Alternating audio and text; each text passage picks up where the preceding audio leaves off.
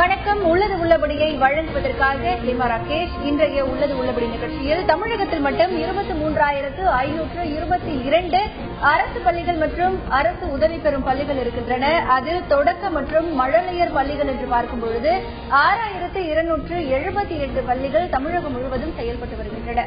தமிழகத்தில் இருக்கக்கூடிய பள்ளிகளை பொறுத்தவரை பல பள்ளிகளில் அங்கீகாரம் இல்லாமல் செயல்பட்டு வருவது தற்பொழுதைய கருத்து கணிப்பில் தெரிய வந்திருக்கிறது. அதே நேரத்தில் தமிழகம் முழுமைக்கும் ஒரு பள்ளி அங்கீகாரம் பெற வேண்டுமானால் பல்வேறு விதிமுறைகள் கடைபிடிக்கப்படுகின்றன. ஆனால் தமிழகத்தில் செயல்பட்டுக் கொண்டிருக்கும் பல பள்ளிகள் இந்த அங்கீகாரம் பெறுவதற்கான விதிமுறைகளை சரியாக பின்பற்றவில்லை என்கின்ற ஒரு குற்றச்சாட்டும் இருக்கிறது. கடந்த சில மாதங்களுக்கு முன்பு பள்ளி கல்வித்துறை சார்பில் நடத்தப்பட்ட ஒரு சோதனையின் பொழுது தமிழகம் முழுமைக்கும் கிட்டத்தட்ட 1000க்கும் மேற்பட்ட பள்ளிகள் அங்கீகாரம் இல்லாமலும் விதிமுறைகளுக்கு உட்படாதவாறும் செயல்பட்டு வருவதாக தகவல்கள் வந்தன. இதனையடுத்து அந்த பள்ளிகளில் மீதான நோட்டீஸ் அனுப்பப்பட்டது. அதில் 723 பள்ளிகளுக்கு விளக்கம் அளிக்க கோரி பள்ளி கல்வித்துறை சார்பில் நோட்டீஸ் அனுப்பப்பட்டிருக்கிறது. மேலும் அந்த பள்ளிகளில் தற்பொழுதைய 2014 மற்றும் 2015 ஆண்டிற்கான மாணவர் சேர்க்கை ரத்து செய்யப்பட்டு ஏற்கனவே அந்த பள்ளிகளில் படித்து வந்த மாணவ மாணவிகள் பக்கத்தில் இருக்கக்கூடிய அங்கீகாரம் பெற்ற விதிமுறைகளுக்கு உட்பட்டு இயங்கக்கூடிய பல்வேறு பள்ளிகளில் சேர்ப்பதாக பள்ளிக்கல்வித்துறை வட்டாரங்கள் தெரிவித்தன. தற்பொழுது இந்த நோட்டீஸ் வழங்கப்பட்டிருக்கும் இந்த பள்ளிகளில் சில பள்ளிகள் விதிமுறைகளை மீறி செயல்படுவதாக தற்பொழுது ஒரு குற்றச்சாட்டு நிலவுகிறது. ஒரு பள்ளிக்கல்வித்துறை சார்பாக உத்தரவிட்டும் கூட எப்படி விதிமுறையை மீறி இந்த பள்ளிகள் இயங்க முடியும்? இதற்கான அனுமதி என்பது அந்த பள்ளிகளுக்கு எப்படி கிடைத்தது? இந்த பள்ளிகளை கண்காணிக்க அதிகாரிகள் தவறிவிட்டார்களா? களத்தில் இருக்கும் நிலவரங்கள் என்ன என்பது பற்றிதான் இன்றைய உள்ளது உள்ளபடி நிகழ்ச்சியில் பார்க்க இருக்கிறோம். முதலில் இது பற்றிய ஒரு தொகுப்பை பார்க்கலாம்.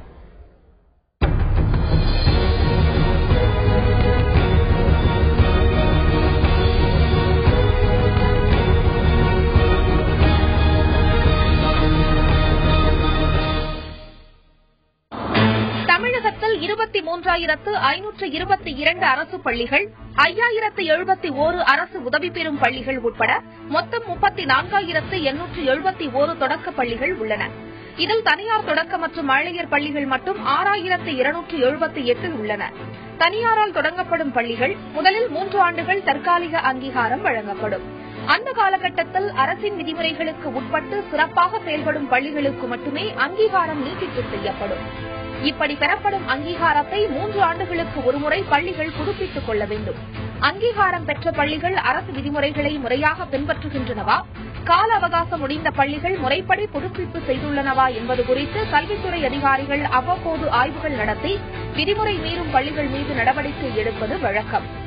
இந்நிலையில் தமிழகம் முழுவதும் ஏராளமான நர்சரி மற்றும் பிரைமரி பள்ளிகள் அங்கீகாரம் பெறாமலும் அங்கீகாரத்தை புதுப்பிக்காமலும் செயல்படுவதாக குற்றச்சாட்டு எழுந்தது.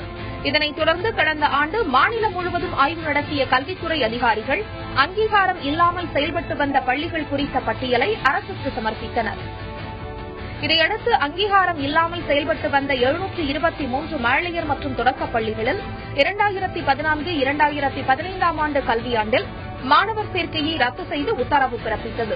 மேலும் இந்த பள்ளிகளில் படித்து வந்த மாணவர்கள் வேறு பள்ளிகளில் சேர்க்கப்பட்டனர். ஆனால் தற்போது அங்கீகாரம் ரத்து செய்யப்பட்டுள்ள சில பள்ளிகளில் மாணவர் சேர்க்கை நடத்தப்பட்டு வகுப்புகள் நடைபெறுவதாகவும் சில பள்ளிகள் வேறு பெயர்களில் இயங்கி வருவதாகவும் குற்றச்சாட்டு எழுந்துள்ளது. இதனால் மாணவர்கள் மற்றும் பெற்றோர் அதிர்ச்சியடைந்துள்ளனர். பள்ளிக்கல்வி இயக்குநரகம் பிறப்பித்த உத்தரவையும் மீறி செயல்பட்டு வரும் இந்த பள்ளிகள் மீது கடும் நடவடிக்கை எடுக்க வேண்டும் என்று மக்கள் கோரிக்கை விடுத்துள்ளனர்.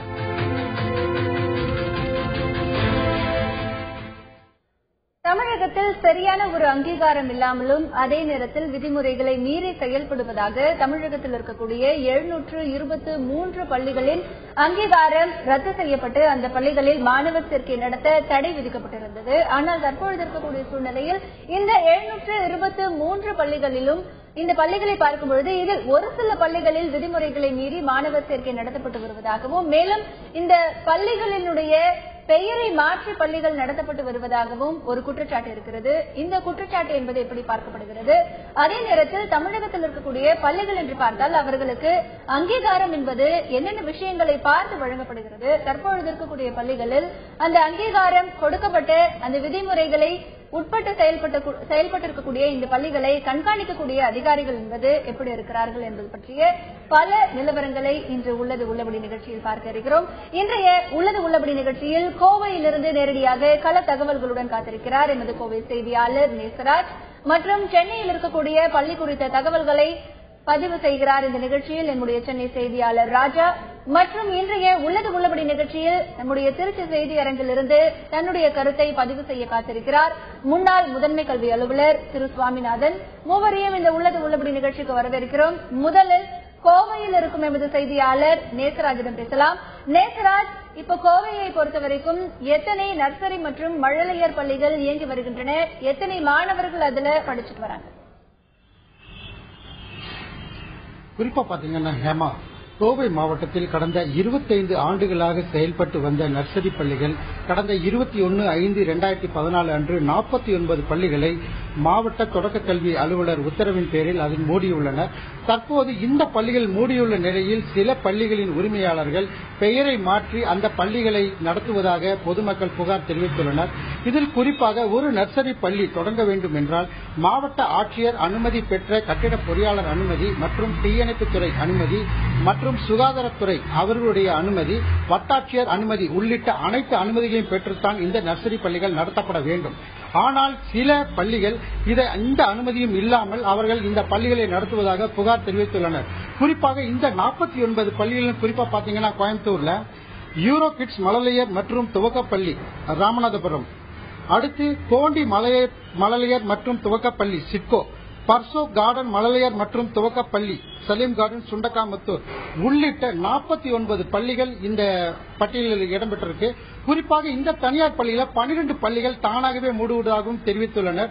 குறிப்பாக இது குறித்து பெற்றோர் நலசங்க கிருஷ்ணராஜ் இருக்கார், அவர்கிட்ட கேட்போம். சார், இந்த பள்ளிகள் மூடிய பிறகு ரன் பண்றதுக்காக எப்படி பாக்குறீங்க? பள்ளிகள் மூடுவது என்பது ஒரு காலத்தின் கட்டாயமோ என்று நினைக்கிறேன். அன்றைக்கு ஒரு அறிஞர் சொல்லியிருந்தார், ஒரு பள்ளியை திறக்கப்படுவதன் மூலம் 100 சிறைச்சாலை மூடுவதற்கு சமம் என்று. ஆனால் இன்றைக்கு ஏதோ அதிகாரிகள் தவறாக கணக்கெடுத்துவிட்டு முன்மழலையர் பள்ளிகளை எல்லாம் பள்ளிக்கல்வியின் அங்கீகாரத்திற்கு கொண்டு வந்ததை போல ஒரு தோற்றத்தை ஏற்படுத்தி முழுக்க பள்ளித்தாளர்கள் தவறு செய்கின்றார்கள் என்ற நோக்கத்திலே இன்றைக்கு நடவடிக்கை எடுத்து அந்த பள்ளிகளை எல்லாம் க்ளோசிங் நோட்டீஸ் என்கின்ற முறையிலே அந்த பள்ளிகளுக்கு மூடுவிழா செய்வதற்கு ஏற்பாடு செய்து. ஆனால் இது முற்றிலும் தவறான காரியம். ஏறத்தாழ இதுமான பள்ளிகள் எல்லாம் ஏறத்தாழ 25 ஆண்டு காலமாக கோவையிலும் சரி தமிழகம் முழுவதும் இந்த முன்மழலையர் பள்ளிகள் அருகாண்மை பள்ளிகள் என்கின்ற நிலையிலே நடந்து வந்து கொண்டிருக்கின்றன. அதுவும் இந்த தொடக்க கல்வித்துறையின் கீழே இந்த பள்ளிகள் எல்லாம் வருவதில்லை என்பதுதான் ஒரு நிதர்சனமான உண்மை. அதை விடுத்து அரசு அங்கீகாரம் பெறுவதற்குரிய அந்த நடவடிக்கைகளை எடுப்பதற்கும் அரசு 2005 போடப்பட்ட அந்த 40 நிபந்தனைகள் அடிப்படையில் பள்ளிகளை முறைப்படுத்துவதற்கும் வழிவகை செய்வதை விட்டுவிட்டு தவறான ஒரு காரியத்தில் இறங்கியிருக்கிறார்கள் நம்முடைய கல்வித்துறை அதிகாரிகள். ஏதோ பள்ளிகளை எல்லாம் நடத்துகின்றவர்கள், தனியார் சுயநிதி பள்ளிகளை நடத்துகின்றவர்கள் தவறானவர்கள் என்கின்ற ஒரு மாயை ஏற்படுத்துவதுதான் இன்றைக்கு தமிழகத்தில் கல்வி அதிகாரிகள் செய்கின்ற ஒரு நாடகமாக இருக்கின்றது. உண்மையிலே இது மாதிரியான பள்ளிகள் அந்த 49 பள்ளிகளில் 3 பள்ளிகளை தவிர பாக்கி 46 பள்ளிகளும் முன்மழலையர் பள்ளிகள்.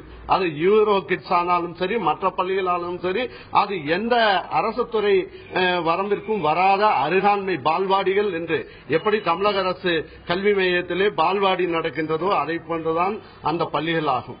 ஆகவே நான் அரசு இடத்தில் உங்கள் தந்தி தொலைக்காட்சி வாயிலாக ஒரு பள்ளிக்கல்வித்துறையின் தனியார் சுயநிதி பள்ளியின் மாநில பொதுச் செயலாளர் என்கின்ற அடிப்படையிலே 2005ஆம் ஆண்டு கும்பகோணம் நிகழ்வுக்கு பிறகு போடப்பட்ட அந்த 40 நிபந்தனைகளை இடைச்சோறுகளாக அனைத்து வகை பள்ளிகளுக்கும் என்று பெரிய பள்ளிகளுக்கு வழிவகை செய்வதற்கு திறந்துவிட்டது யார்? சிறிய பள்ளிகளை அளிக்கின்றதனால் பெரிய பள்ளியில் அட்மிஷனுக்கு டிமாண்ட் ஏற்படும்.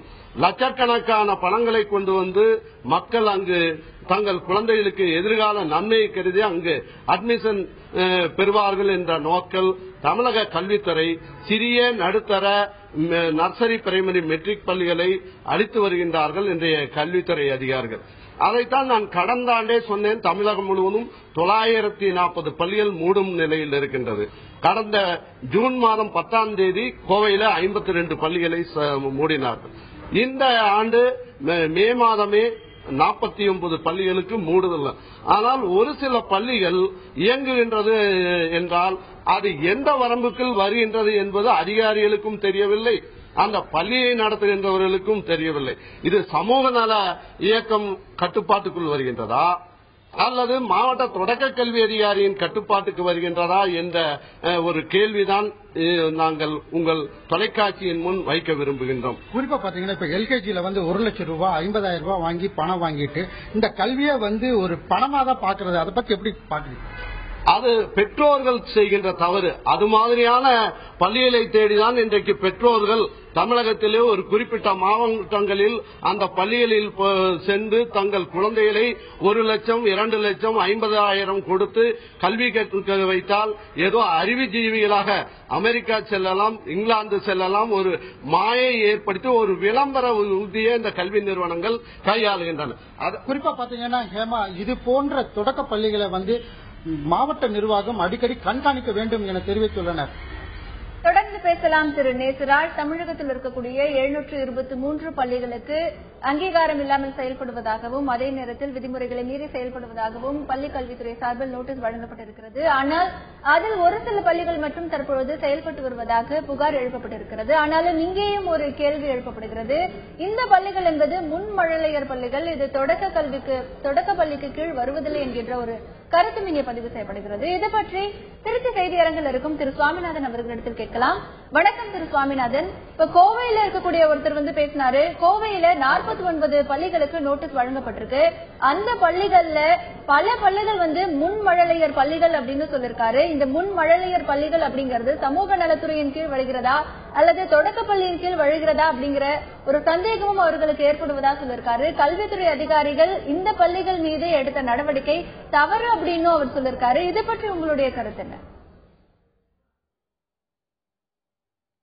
இந்த கூற்றை நான் முற்றாக மறுக்கிறேன். காரணம் என்னன்னு கேட்டீங்கன்னாக்க, கல்வித்துறை அதிகாரிகள் எடுத்திருக்கின்ற நடவடிக்கைகள் முற்றிலும் சரியானதான் என்னுடைய கருத்து.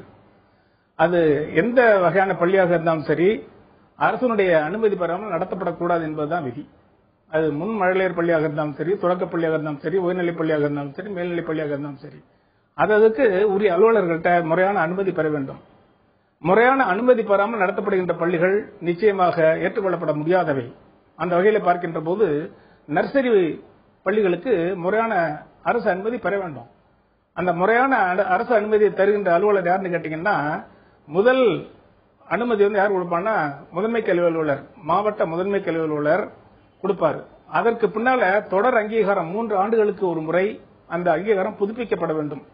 அந்த செயலை செய்பவர் யாருன்னாக்க மாவட்ட தொடக்க கல்வி அலுவலர். அதனால ஒவ்வொரு நிலையிலையும் அந்த விதிமுறைகளுக்கு உட்பட்டுதான் ஒரு பள்ளி இயங்க வேண்டும். அப்படி பள்ளி இயங்காத பட்சத்தில் அந்த பள்ளிகளை மூடுவதற்கு அரசுக்கு நிச்சயமாக உரிமை உண்டு. அதைத்தான் இந்த அரசாங்கம் செய்திருக்கின்றது. அந்த வகையிலே பார்க்கின்ற போது இப்படிப்பட்ட நடவடிக்கைகளை நான் முற்றிலுமாக வரவேற்கின்றேன். தொடர்ந்து பேசலாம் திரு சுவாமிநாதன். தமிழகம் முழுமைக்கும் அரசு அங்கீகாரம் பெறாமல் விதிமுறைகளை மீறியும் 723 பள்ளிகள் செயல்பட்டு வருவதாக நோட்டீஸ் வழங்கப்பட்டிருக்கிறது. ஆனால் இந்த பள்ளிகள் என்பது முன்மழலையர் பள்ளிகள். இதற்கு தொடக்க கல்வி அலுவலகத்திடமிருந்து அங்கீகாரம் என்பது தேவையில்லை. அதிகாரிகள் எடுத்த நடவடிக்கை தவறு என்கின்ற தரப்பு அங்கே பதில் கூறப்படுகிறது கோவையில். அதே நேரத்தில் எந்த ஒரு பள்ளியாக தமிழகத்தில் நடத்தக்கூடிய பள்ளிகளாக இருந்தாலும் அரசிடமிருந்து அனுமதி பெறுவது மிக முக்கியமான ஒன்று. அப்படி அனுமதி பெறாத பள்ளியை மூடுவது என்பதும் நோட்டீஸ் கொடுப்பது என்பதும் கல்வித்துறை அதிகாரிகளின் நடவடிக்கை சரியே என்கின்ற ஒரு கருத்தும் இங்கே முன்வைக்கப்படுகிறது.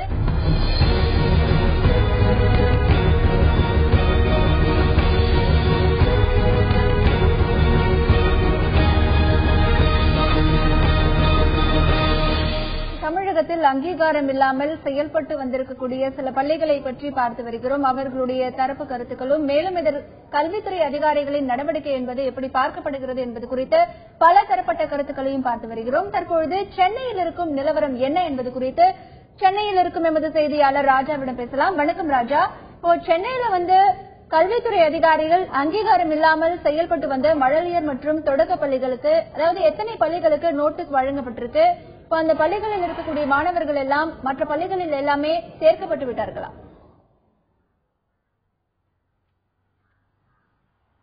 ஹேமா, அதாவது இந்த நர்சரி பள்ளிகள் இதில் அனுமதி பெறாத பள்ளிகள் பல பள்ளிகள் சென்னையிலும் இருக்கிறது. சுமார் அதாவது 764 பள்ளிகளுக்கு கடந்த வாரம் சென்னை உயர்நீதிமன்றம் ஒரு நோட்டீஸ் அனுப்பி இருக்கிறது. அதாவது வழக்கறிஞர் ஒருவர் தொடர்ந்ததின் அடிப்படையில் அனுமதியின்றி செயல்பட்ட அந்த 766 பள்ளிகளுக்கு அனுப்பப்பட்டிருக்கிறது. அதே போன்று அரசும், அதாவது பள்ளி கல்வித்துறை இயக்குநரகமும் இதற்கு தற்பொழுது தொடக்க கல்வி இயக்குநரகமும் தற்பொழுது அதற்கு நோட்டீஸ் வழங்கியிருக்கிறது.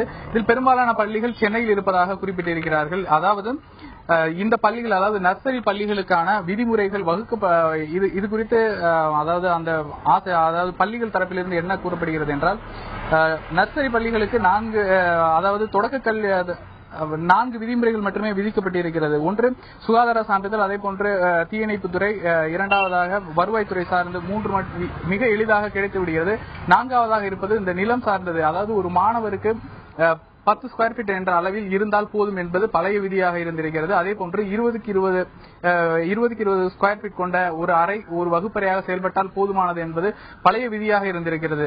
இதற்கு பிறகாக 2004 அந்த கும்பகோணம் தீ விபத்திற்கு பிறகாக இது வரையறுக்கப்படுகிறது. அப்பொழுது எல்லா பள்ளிகளையுமே மீண்டும் அதாவது உரிமம் பெற பள்ளி கல்வித்துறை அறிவுறுத்துகிறது. அதன் அடிப்படையில் சமர்ப்பிக்கப்படும் பல பள்ளிகளுக்கு இந்த இடவசதி என்பது இல்லாத ஒரு நிலை இருக்கிறது. இந்த பள்ளிகளுக்கு படிப்படியாக மூடி வருகிறார்கள். கடந்த ஆண்டு மொத்தம் 900 பள்ளிகளை மூடி இருக்கிறது. இந்த ஆண்டு மேலும் 764 பள்ளிகள் கண்டறியப்பட்டிருக்கின்றன. சென்னையில் மட்டும் சுமார் 700 பள்ளிகள் வரை செயல்படுவதாக அந்த வழக்கு தொடர்ந்த தரப்பிலிருந்து தற்பொழுது தெரிவிக்கப்பட்டிருக்கிறது. அவர்களுக்குமான எப்பொழுது அந்த பள்ளிகளை மூட வேண்டும் என்பது குறித்து இன்னும் 2 வாரத்தில் பதிலளிக்க சென்னை உயர்நீதிமன்றம் தெரிவித்திருக்கிறது. அதனைத் தொடர்ந்து தற்போது தொடக்க கல்வி இயக்குநரகத்தில் அதற்கான அதாவது எதற்குள்ளாக இந்த பள்ளிகள் மீதான நடவடிக்கை எடுக்கப்படும் என்ற அந்த காலத்தை நிர்ணயிப்பது தொடர்பாக தற்பொழுது அது குறித்து ஆலோசிக்கப்பட்டு வருகிறது. தொடர்ந்து பேசலாம். ராஜா, கோவையில் இருக்கும் எமது செய்தியாளர் நேசராஜிடம் பேசலாம். நேசராஜ், இப்ப கோவையில கல்வித்துறை அதிகாரிகள் 49 பள்ளிகளுக்கு நோட்டீஸ் வழங்கி அந்த பள்ளிகளுடைய அங்கீகாரத்தை ரத்து பண்ணிருக்காங்க. என்ன மாதிரியான காரணம் சொல்லி அங்கீகாரத்தை ரத்து பண்ணிருக்காங்க? என்ன மாதிரியான பாதுகாப்பு குறைபாடுகள், என்ன மாதிரியான அம்சங்கள் அந்த பள்ளியில இல்லாம இருந்தது? இதற்கு பள்ளிகள் தரப்பிலிருந்து என்ன விளக்கம் கொடுக்கப்பட்டது? இதுல குறிப்பாக மாவட்ட தொடக்க கல்வி அலுவலர் அவங்க என்ன சொல்றாங்கன்னா, இந்த 49 பள்ளிகளுக்கும் முறையான அனுமதி எதுவுமே கிடையாது, கட்டிட அனுமதி எதுவும் கிடையாது அப்படின்னு தெரிவிச்சிருக்காங்க. இதுல குறிப்பாக இந்த 49 பள்ளிகளிலுமே 10 பள்ளியில அவங்களா தானா மூடலாம் சொல்லியிருந்தாலும் இப்போ அந்த ஸ்கூலை மறுபடியும் ரன் பண்றாங்க. எப்படின்னா பேரை மாற்றி அதை பிளே ஸ்கூலாகவும் மறுபடியும் அந்த பள்ளியை ரன் பண்றதாகவும் குற்றம் தெரிவிச்சிருக்காங்க. இதுல பொதுமக்கள் என்ன சொல்றாங்கன்னா, எங்களுடைய வாழ்க்கை, குழந்தைகளோட வாழ்க்கை ரொம்ப கேள்விக்குறியாக உள்ளது அப்படின்னு தெரிவிச்சிருக்காங்க. இதுல குறிப்பாக கிருஷ்ணராஜ் அவர்கிட்ட கேட்போம், சார், இந்த குழந்தைகளோட வாழ்க்கையை கேள்விக்குறியாகிறது எப்படி பார்க்க? குறிப்பா இந்த மாதிரி பள்ளிகள் எல்லாம் அருகாண்மை பள்ளிகள், ஜாப் கோயர்ஸ், வேலைக்கு செல்லக்கூடிய தாய்மார்கள் தங்கள் குழந்தைகளே அருகில் இருக்கக்கூடிய அந்த பள்ளிகளில் சேர்க்கக்கூடிய பள்ளிகள் தான் இவ்வகை பள்ளிகள். இவ்வகை பள்ளிகள் முன்மழலையர் பள்ளிகள் என்ற காரணத்தால் அவர்கள் மழலையர் மற்றும் தொடக்கப்பள்ளி என்றால் அரசின் விதிக்குட்பட்டு அனைத்து வகை ஆதாரங்களை பெற்று வைத்திருப்பார்கள். இது பால்வாடி என்கின்ற காரணத்தால் சிறிய இடங்களில் நடத்துகின்றார்கள். ஆனால் இதை கணக்கெடுக்க செல்கின்ற அதிகாரிகள் பொதுவாக இந்த பள்ளிகளையும் கணக்கெடுத்து வருடந்தோறும் நோட்டீஸ் 1, நோட்டீஸ் 2, நோட்டீஸ் 3 என்று அவர்கள் அந்த பள்ளிகளுக்கு நோட்டீஸ் அனுப்பி, உங்கள் பள்ளிக்கு உரிய அந்த ஆவணங்கள் எல்லாம் இல்லை, நீங்கள் அரசின் அனுமதி பெறாமல் நடத்துகின்றவர்கள் என்று மூடுகின்றார்கள். அப்போது இந்த பள்ளிகளில் பயிலக்கூடிய அந்த குழந்தைகள் எல்லாம் வேறு பள்ளிகளுக்கு இடையிலே அட்மிஷன் அனுமதிக்கப்படும் போது அந்த பெற்றோர்களுக்கு நிதி ஆதாரம் என்பது கேள்விக்குறி. அந்த குழந்தைகளுக்கும் அந்த அருகாமையில் உள்ள பள்ளியை விடுத்து வேறொரு இடங்களுக்கு சென்று பள்ளியில் பயில்வதற்கும் ஒரு நெருக்கடியான சூழல் இருக்கும். அதனால்தான் சொல்லுகின்றேன், குறிப்பாக சிறிய நர்சரி மெட்ரிக் பள்ளிகளை, சிறிய நடுத்தர நர்சரி பிரைமரி மெட்ரிக் பள்ளிகள், அந்த பள்ளிகளை வைத்துதான் அதிகாரிகள் நடவடிக்கை எடுக்கின்றார்கள் ஒழிய அவர்களுடைய நடவடிக்கை ஏன் பெரிய பள்ளிகளுக்கு செல்வதில்லை என்பதைத்தான் தமிழகத்திலே நாங்கள் பல ஆண்டுகளாக கேட்டு வருகின்றோம். குறிப்பா பாத்தீங்கன்னா ஹேமா, இந்த மாவட்ட தொடக்க கல்வி அலுவலர் அடிக்கடி ஆய்வு செய்தால் மட்டுமே இது போன்ற நர்சரி பள்ளிகள் தொடராமல் இருக்கணும்னு தெரிவிச்சிருக்காங்க. தொடர்ந்து பேசலாம் நேசராஜ். தமிழகத்தில் பல்வேறு நர்சரி மற்றும் பிரைமரி பள்ளிகள் கிட்டத்தட்ட 6000த்திற்கும் மேற்பட்ட பள்ளிகள் செயல்பட்டு வருகின்றன. இந்த பள்ளிகள் அனைத்துமே விதிமுறைக்கு உட்பட்டுதான் இயங்கி வருகின்றதா என்பதை மாவட்ட தொடக்க கல்வி அலுவலர் முறையாக கண்காணிக்க வேண்டும். ஆனால் அதை அதிகாரிகள் செய்ய தவறுகிறார்கள் என்கின்ற ஒரு குற்றச்சாட்டு நிலவுகிறது. தற்பொழுது இந்த சென்னையில் இருக்கக்கூடிய நர்சரி மற்றும் பிரைமரி பள்ளிகளை முறைப்படுத்த வேண்டும் என்று சமூக ஆர்வலர் திரு பாடம் நாராயணன் நீதிமன்றத்தில் வழக்கு ஒன்றையும் தொடுத்திருக்கிறார். அவருடைய கருத்துக்களை பற்றி கேட்கலாம். நம்முடைய தொலைபேசி வாயிலாக இருக்கிறார். வணக்கம் திரு பாடம் நாராயணன். சென்னையில் இருக்கக்கூடிய நர்சரி மற்றும் பிரைமரி பள்ளிகளை முறைப்படுத்த வேண்டும் அப்படின்னு நீதிமன்றத்துல நீங்க ஒரு வழக்கு தொடர்ந்திருக்கீங்க.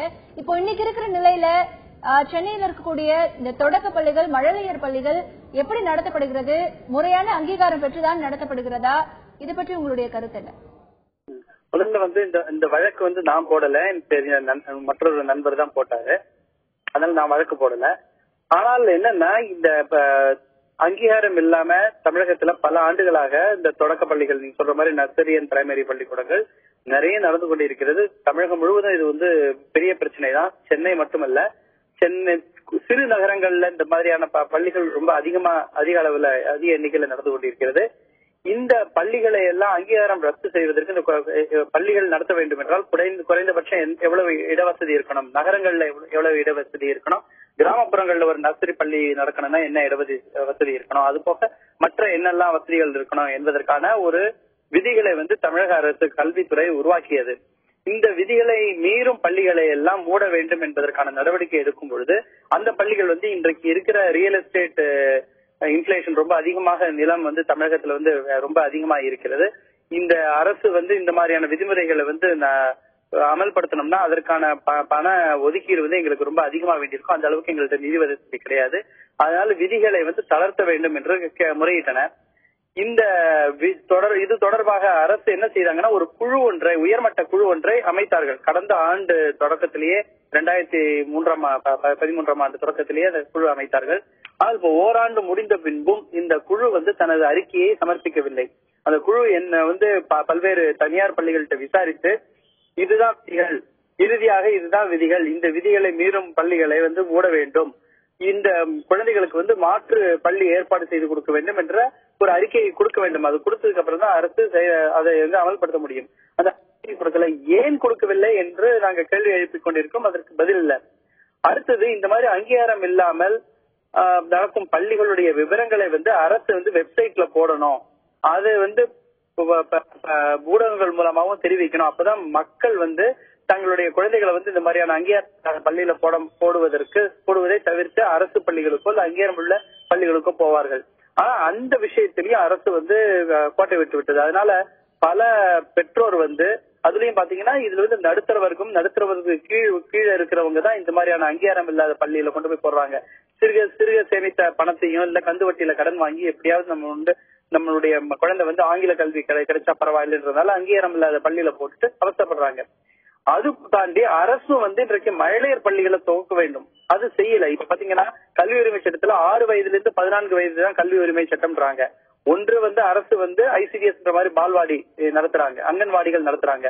அது 3 வயது 4 வயதுக்குள்ளேயே முடிஞ்சு போயிருது. அங்க கல்வி எதுவும் கிடையாது, சத்துணவு மட்டும் தான் போடுறாங்க, ஏதோ பாட்டு பாடுவாங்க, அவ்வளவுதான். அதற்கு அடுத்தது முதல் அரசுக்கு எல்கேஜி யூகேஜி கிடையாதுனால முதலாம் வகுப்புல சேர்ற போது குழந்தைகளுக்கு 5 வயது 6 வயது ஆயிருது.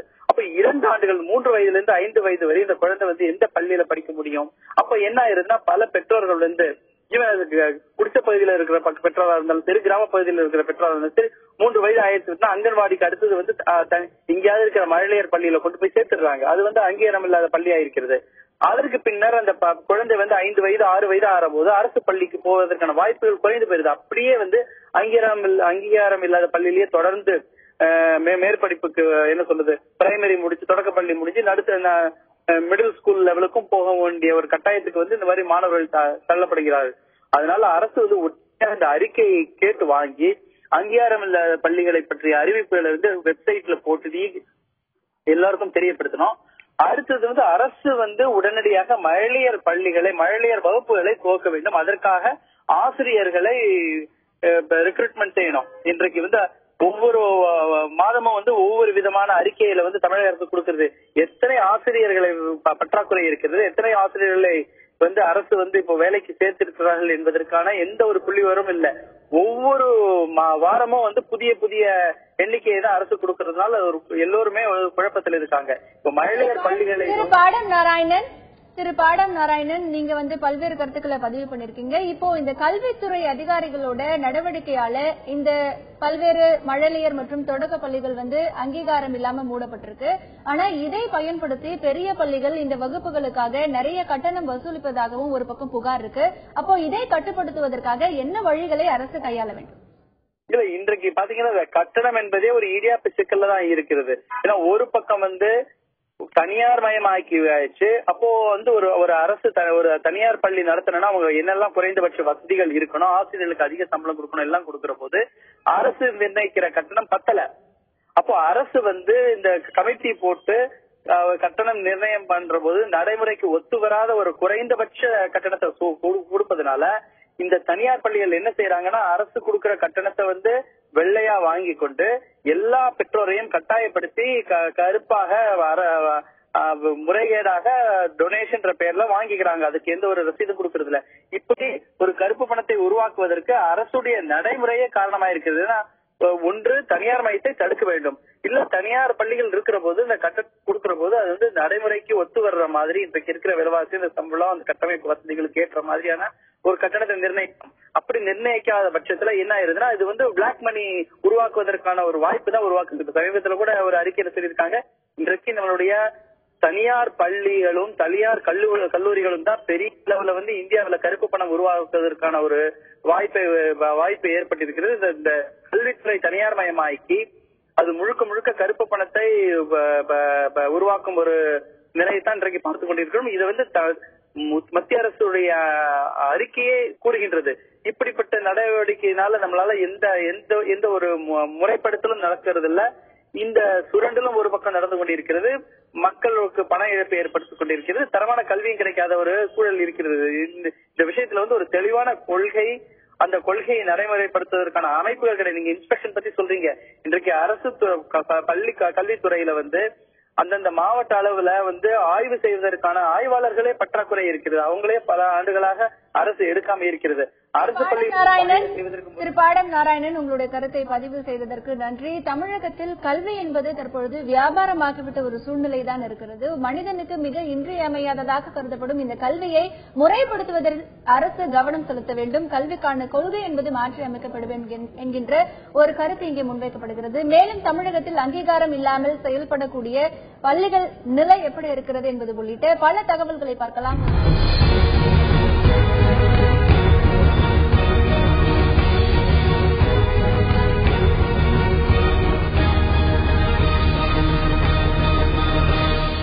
தமிழகத்தில் அங்கீகாரம் இல்லாமல் செயல்பட்டு வரும் பள்ளிகள் பற்றி பார்த்து வருகிறோம். திருச்சி செய்தி அரங்கில் இருக்கும் திரு சுவாமிநாதன் அவர்களிடத்தில் பேசலாம். திரு சுவாமிநாதன், இப்போ பள்ளி கல்வித்துறை ஒரு நர்சரி மற்றும் பிரைமரி பள்ளிகளுக்கு அங்கீகாரம் வழங்கணும் அப்படின்னா என்ன மாதிரியான அம்சங்கள் அவங்க பாக்குறாங்க? இப்போ அந்த நர்சரி பிரைமரி பள்ளிகளை நடத்தக்கூடிய பள்ளி நிர்வாகத்தினர் என்ன மாதிரியான சான்றிதழ்களை அவர்களிடத்தில் முன்வைக்க வேண்டும்? அவர்களுடைய அங்கீகாரம் என்பது எத்தனை வருடங்களுக்கு ஒரு முறை புதுப்பிக்க வேண்டும்? அதாவது ஒரு நர்சரி மற்றும் பிரைமரி பள்ளிக்கு அனுமதி பெறுவதற்காக கருத்துருக்களை தயார் செய்து அந்த மாவட்ட தொடக்க கல்வியாளரிடம் அளிக்க வேண்டும். அந்த சமயத்தில் பாத்தீங்கன்னாக்க ஃபுல் ஃபிளட்ஜ்னு சொல்றாங்கல்ல, அரசு விதிமுறைகளுக்கு உட்பட்டு அனைத்து முறைகளையும் பின்பற்றி முழு ஆவணங்களையும் அந்த மாவட்ட தொடக்க கல்வியாளர்கிட்ட சமர்ப்பிக்க வேண்டும். அதுல முக்கியமா 4 சான்றிதழ்களை அரசு எதிர்பார்க்கின்றது. ஒன்னு என்னன்னு கேட்டீங்கன்னாக்க, அந்த பள்ளி கட்டிடம் விதிமுறைகளுக்கு உட்பட்டு கட்டப்பட்டிருக்கின்றதா, அந்த ஸ்டெபிலிட்டி சர்டிபிகேட்.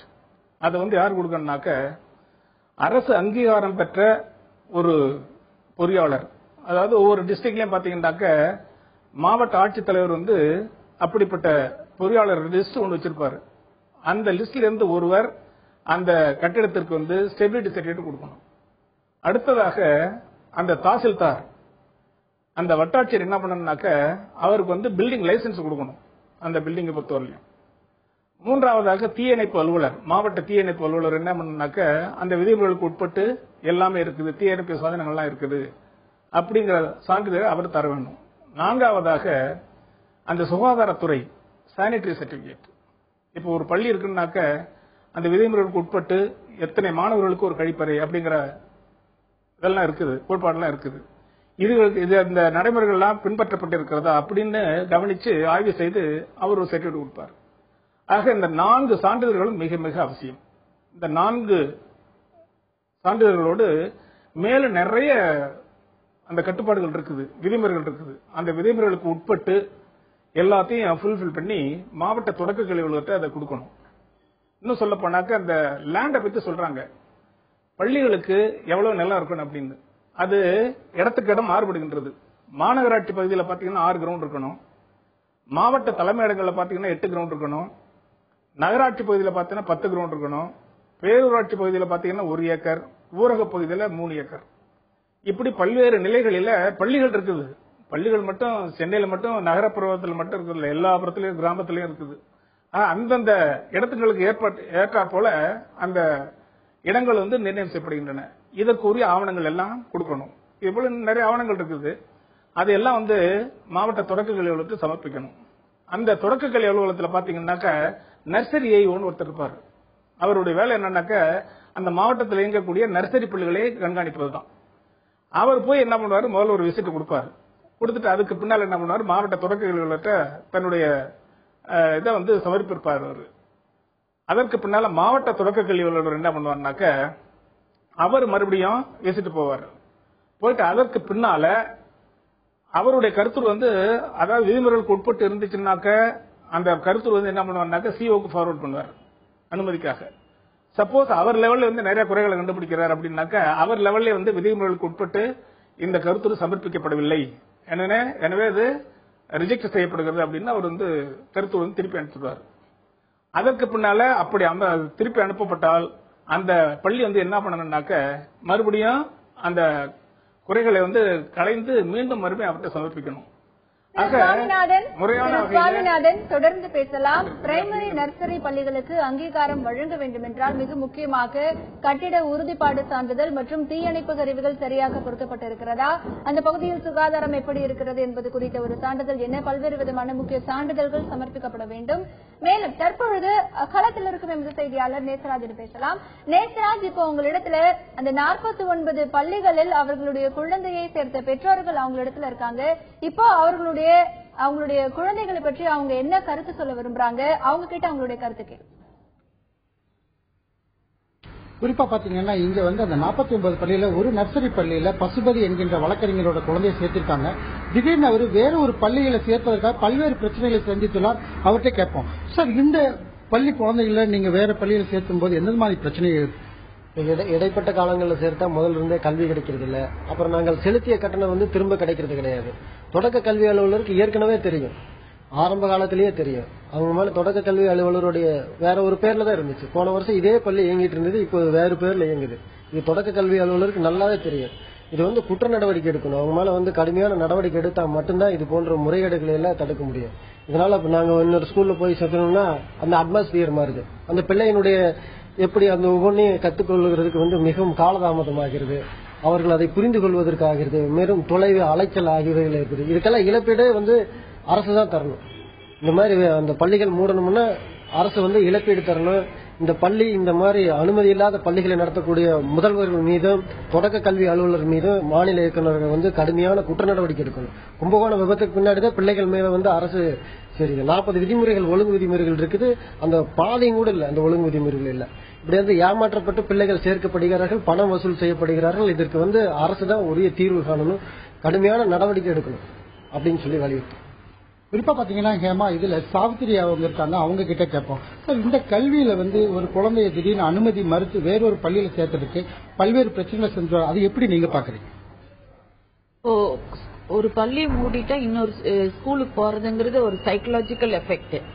நான் என்ன சொல்றேன்னா, குழந்தைங்க வந்து அந்த ஒரு அட்மாஸ்பியர் என்வாயன்மெண்ட்ல பழகிட்டு அதுக்கப்புறம் இன்னொரு ஸ்கூலுக்கு போகணுங்கிறது வந்து அது ரொம்ப ஒரு சைக்கலாஜிக்கலா அவங்க அஃபெக்ட் ஆயிடுவாங்க. ஏன்னா they are very much attach to the class teacher அந்த மாதிரி எல்லாம் இருக்கும்போது இப்ப பெற்றோர்களுக்கும் அவங்களோட லிவிங் பிளேஸ் விட்டு they have to go long distance போய் கொண்டு குழந்தைகளை விடுறதுக்கும் அவங்களுக்கும் ரொம்ப கஷ்டமா இருக்கு.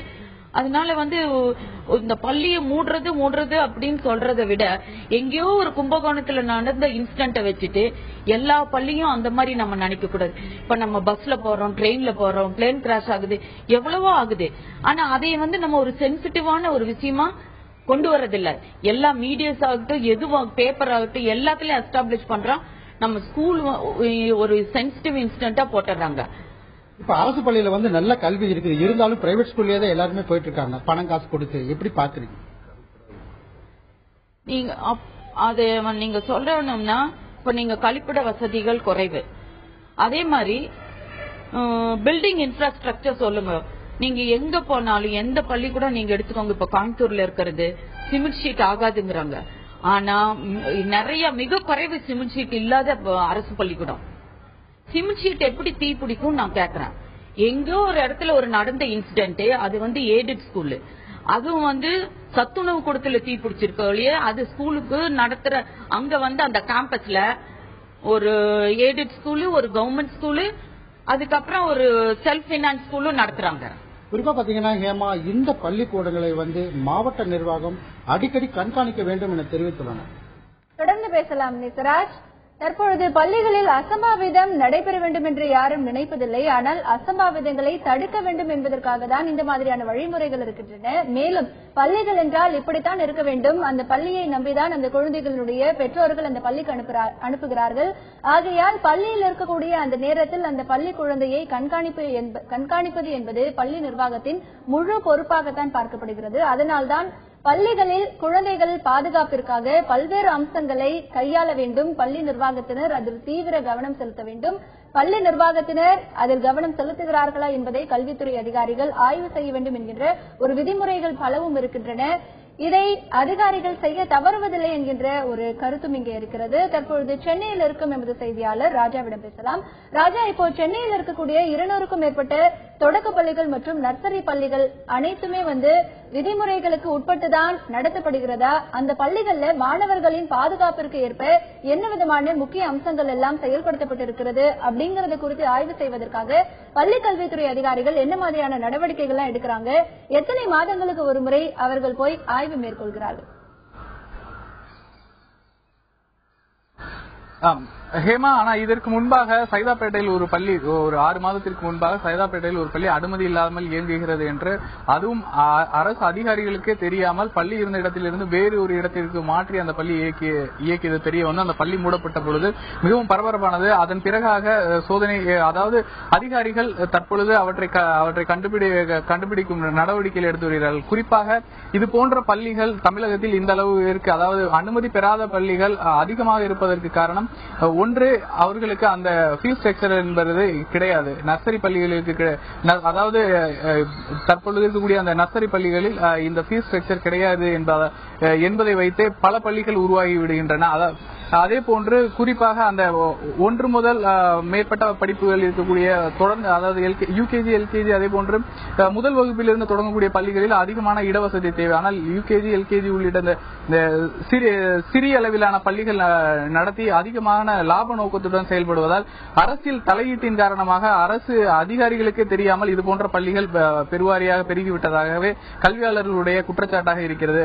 அதே போன்று மற்ற, அதாவது கட்டாய கல்வி உரிமை சட்டத்தின்படி இருக்கக்கூடிய பல்வேறான நிபந்தனைகள் வந்தது. இருப்பினும் இந்த நர்சரி பள்ளிகளில் இது போன்ற விதிமுறைகள் கடைபிடிக்கப்பட்டதா என்பதை தொடர்ந்து ஆய்வு செய்த பொழுதுதான் பல பள்ளிகளும், அதாவது நர்சரி மற்ற தொடக்க பள்ளிகளை விட அதற்கு முன்பாக இருக்கக்கூடிய இந்த மழலையர் பள்ளிகள் என்பதில் பெருவாரியான விதிமுறைகள் மீறப்பட்டு குறுகிய இடங்களில் அந்த கட்டிடங்கள் கட்டப்பட்டிருக்கின்றன என்பது தெரிய வந்தது. அதனை அடுத்து கொடுக்கப்பட்ட, அதாவது நீங்கள் அந்த உரிமம் பெறுவதற்காக கொடுக்கப்பட்ட பல பள்ளிகளும் நிராகரிக்கப்படும் என்று தெரிந்து இந்த பள்ளி இருக்கும் என்பதை அரசுக்கு, அதாவது கல்வித்துறைக்கு மறைத்து வருகிறது. இதுவே ஆண்டுதோறும் தனித்தனியாக வெளிப்பட்டு வருகிறது. கடந்த ஆண்டிலும் இதே போன்ற ஆய்வுகள் செய்யப்பட்டு மொத்தமாக 900 பள்ளிகள் மூடப்பட்டிருந்தது. இருப்பினும் இந்த ஆண்டு தொடக்கத்திலேயே 700 பள்ளிகள், அதன் பிறகாக தற்பொழுது 764 பள்ளிகளுக்கு அரசும் அதே போன்ற சென்னை உயர்நீதிமன்றமும் நோட்டீஸ் கொடுத்திருக்கிறது என்று தொடர்ந்து இது வெளிவந்து கொண்டே இருக்கிறது. இதன் மீது அதிகாரிகள் அதாவது முன்பிருந்தது போல இயக்குநரகத்தின் நேரடி கட்டுப்பாட்டில் இல்லாமல் தற்பொழுது ஏற்கனவே கூறியது போல மாவட்ட முதன்மை கல்வி அலுவலரே, இது தொடக்க கல்வி அலுவலரே இதற்கான அனுமதியும் கொடுத்து விடலாம், அதனை மூடுவதும் இரண்டுமே அவர்களுக்கான ஒன்றாகவே இருந்து வருகிறது. மற்றபடி மெட்ரிகுலேஷன் பள்ளியோ அதே போன்ற தொடக்க கல்வியோ போன்று தொடங்குவதற்கு இதற்கு பெரிய கட்டுப்பாடுகள் இல்லாததும் தொடர்ந்து இந்த மாதிரியான நிலை, அதாவது அரசுக்கு தெரியாமலே பல பள்ளிகள் இயங்கி வருவதற்கான காரணமாகவும் குறிப்பிடப்படுகிறது. ஹேமா, தொடர்ந்து பேசலாம் ராஜா. தமிழகத்தில் இருக்கக்கூடிய பல பள்ளிகள் முறையான அரசு அங்கீகாரம் இல்லாமலும் குழந்தைகளின் பாதுகாப்புக்கு தேவையான அம்சங்களை கையாண்டாமல் இருப்பதாக பல்வேறு தகவல்கள் நமக்கு தெரிவிக்கின்றன.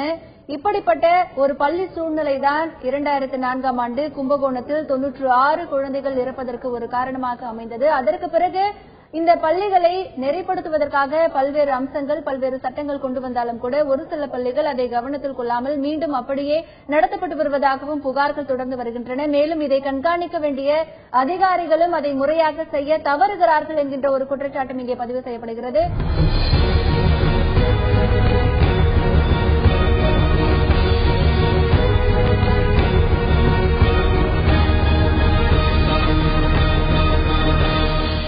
தமிழகத்தில் அங்கீகாரம் இல்லாமல் செயல்பட்டு வரும் பள்ளிகளை பற்றி பல தகவல்களை பார்த்து வருகிறோம். கோவையில் இருக்கும் எமது செய்தியாளர் நேசராஜிடம் பேசலாம். நேசராஜ், இப்ப அங்க இருக்கிற பெற்றோர்கள் கிட்ட கேளுங்க, இப்போ நோட்டீஸ் கொடுக்கப்பட்ட பள்ளிகள் பெயரை மாற்றி அந்த பள்ளிகளை இயக்கி வருவதாக ஒரு குற்றச்சாட்டு இருக்கு. கல்வித்துறை அதிகாரிகள் இதை கண்காணிக்கவில்லையா? அவங்களுடைய கவனத்திற்கு இது போனதா? மேலும் இதை தடுக்க என்ன மாதிரியான நடவடிக்கைகளை அரசு எடுக்க வேண்டும்னு அவங்க நினைக்கிறாங்க? அவங்க கிட்ட கேள்வி. குறிப்பா பாத்தீங்கன்னா ஹேமா, நம்ம இடையே சுப்பிரமணியம் ஒருத்தர் இருக்காரு. இவரும் தனியார் நர்சரி பள்ளியில இருந்து வேறொரு பள்ளியில சேர்த்துறதுக்கு பல்வேறு பிரச்சனைகளை சந்திச்சிருக்காரு. அவர்கிட்ட கேட்போம், சார், இந்த பள்ளியிலிருந்து வேற பள்ளியில போறதுக்கு எந்த மாதிரியான பிரச்சனை பாத்தீங்கன்னா தமிழகத்தில் இருக்கின்ற பள்ளிகளுடைய, தனியார் பள்ளிகளுடைய பங்களிப்பு கல்வித்துறைக்கு வளர்ச்சியாக இருந்தாலும் கூட அவர்கள் படுகின்ற பாடுகளை எல்லாம் நாங்கள் உற்று நோக்கும் போது மிகவும் வருத்தமாகத்தான் இருக்கின்றது. பெற்றோர்கள் என்ற அடிப்படையிலே கோவையிலே எடுத்துக்கொண்டால் பஞ்சாலை தொழிலாளராகட்டும், கட்டுமான தொழிலாளராகட்டும், என்ஜினியரிங் பணியிடங்களில் பணிகின்ற தொழிலாளி ஆகட்டும், இவர்கள் அனைவர்களுடைய தங்களுடைய வருமானத்திற்கு தகுந்த நல்ல தரமான ஒரு குழந்தைகளை எங்களுடைய குழந்தைகளுக்கு பெறுவதற்காகத்தான் தனியார் பள்ளிகளை நாங்கள் நாடுகின்றோம்.